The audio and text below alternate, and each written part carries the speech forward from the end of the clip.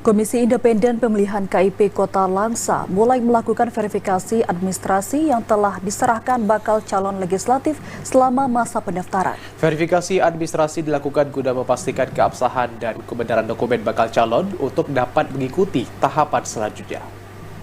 Hingga hari terakhir pendaftaran tercatat ada 20 partai politik peserta pemilu 2024 yang telah mendaftarkan bakal calon legislatifnya ke KIP Kota Langsa.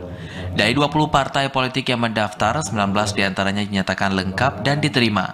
Sementara satu berkas partai politik dikembalikan dan tidak memperbaikinya hingga batas waktu yang telah ditentukan.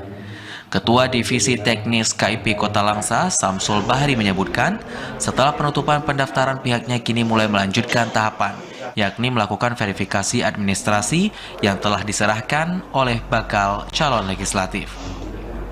Verifikasi administrasi dilanjutkan guna memastikan apakah dokumen sudah benar dan sah. Dalam proses verifikasi administrasi ini, kita akan memeriksa keabsahan daripada persyaratan dokumen kelengkapan administrasi para calon melalui silon, di mana nanti kita akan melakukan pemeriksaan untuk memastikan bahwa dokumen-dokumen kelengkapan administrasi tersebut benar dan sah.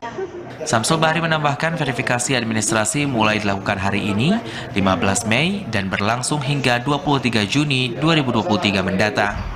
Apabila hasil verifikasi administrasi ditemukan dokumen yang belum benar dan sah, maka partai politik diberi kesempatan untuk melakukan perbaikan dokumen tersebut pada masa perbaikan.